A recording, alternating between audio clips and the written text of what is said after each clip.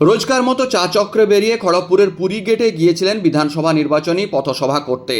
আর সেখানে বক্তব্য রাখার পরেই এলাকার লোকজন রীতিমতো রে রে করে তেড়ে এলেন।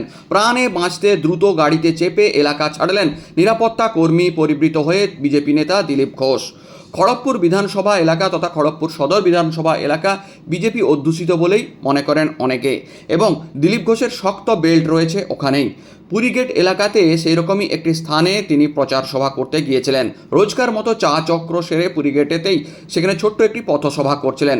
সেখানে ওই এলাকার মানুষের প্রধান সমস্যা অর্থাৎ পুরীগেট এলাকায় রেলওয়ের পক্ষ থেকে যে স্থানীয় বস্তি উচ্ছেদ নিয়ে জটিলতা তৈরি হয়েছিল তা নিয়েই বক্তব্য রেখেছিলেন দিলীপ ঘোষ। অর্থাৎ পুরীগেট এলাকাতে কয়েক মাস আগে স্থানীয় বহু বাসিন্দাদের রেলওয়ের পক্ষ থেকে উচ্ছেদের উদ্যোগ নেওয়া হয়েছিল, যা নিয়ে দীর্ঘদিন ধরে গণ্ডগোল উত্তেজনা চলছিল। সেই সময় পাশে দাঁড়িয়েছিলেন তৃণমূল সহ বেশ কয়েকটি রাজনৈতিক দল, তবে সেখানে বিজেপিকে নাকি সেভাবে দেখা যায়নি। স্থানীয়দের মধ্যে সেই চাপা ক্ষোভ ছিল, আর তার মাঝেই দিলীপ ঘোষ প্রচার সভা করতে হাজির হয়েছিলেন সেই পুরীগেট এলাকাতে, আর প্রতিশ্রুতি দিচ্ছিলেন পরবর্তীকালে কোনো দিন যাতে উচ্ছেদ না হয় তার জন্য তারা রেলওয়ের সঙ্গে নাকি কথা বলবেন, এবং যে উচ্ছেদ আটকেছে তা নাকি বিজেপি উদ্যোগ নিয়ে আটকেছে। এমন বক্তব্য রাখার পরই রীতিমতো রে রে করে তেড়ে এলেন স্থানীয় পুরুষ মহিলা সকলেই, যারা বেশিরভাগটাই নন বেঙ্গলি ছিলেন। তবে তার আগে দিলীপ ঘোষ কি বলেছেন বা প্রতিশ্রুতি দিচ্ছিলেন সেটা একবার শুনে নেওয়া যাক। बोगदा में जो रास्ता सौंदर्यीकरण हुआ, चौड़ा हुआ, दुकानदार लोग पीछे हट गए और रास्ता ही बढ़िया हो गया। यहाँ भी उसी प्रकार लोगों को बिना हटाए हम लोगों ने काम करने के लिए रेल से बातचीत किया, तो पूरी गेट अब खुला हुआ है। बाकी भी समस्या जो थोड़ा मोड़ा है उसका बात कर रहे हैं हम लोग, उसका भी समाधान करेंगे। जब यहाँ कोई काम करेगा, लाइन बनेगा और कुछ काम होगा रेल, फिर हम देखेंगे उसको हटाएंगे लोगों को, लेकिन उनको पहले दूसरे जगह में शिफ्ट करना पड़ेगा। जब से हम आए 10 साल हो गया, 16 से एमएलए होकर आए थे। खड़गपुर में किसी को यहाँ से हटाने के लिए, उजाड़ने के लिए नहीं दिया, ना तो आगे देंगे। एक बार आरपीएफ डराता है, उनसे बात करते तो पुलिस वाले आकर डराते हैं। अभी टीएमसी वाले डरा रहे हैं बीजेपी जीतेगा सबको हटा देंगे। अरे किसी माई की लाल की हिम्मत नहीं है यहाँ खड़गपुर वालों को एक साथ कर देते। तुम लोग डरा डरा के पैसा लेते हो, सबसे गुंडागर्दी करते हो, वो भी बंद करेंगे।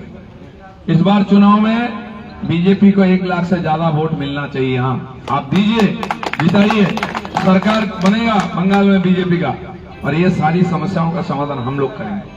এই কথা শোনার পরেই স্থানীয় বহু পুরুষ মহিলা রীতিমতো রে রে করে তেড়ে আসেন সভাস্থলের দিকে, এবং ক্রমশই সেই ভিড় বাড়তে থাকে দেখে উত্তেজিত পরিস্থিতি বুঝে নিরাপত্তা রক্ষীরা দ্রুত দিলীপ ঘোষকে সেখান থেকে সরিয়ে রওনা করিয়ে দেন অন্য স্থানে। মহিলারা তার গাড়ি আটকানোর চেষ্টা করেন, বিভিন্নভাবে দিলীপ ঘোষকে আটকে তাকে জিজ্ঞাসাবাদ করার চেষ্টা করেন, কিন্তু দিলীপ ঘোষ এবং নিরাপত্তা রক্ষীরা দ্রুত তাকে নিয়ে সেখান থেকে এলাকা ছাড়েন।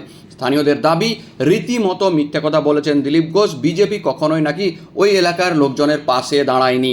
এরপরে তৃণমূলও সেখানে এসে হাজির হয়, জয় বাংলা স্লোগান দেয়, পাল্টা জয় শ্রীরাম স্লোগান চলে। উত্তেজনাপূর্ণ পরিস্থিতি তৈরি হয় খড়গপুরের ওই এলাকাতে।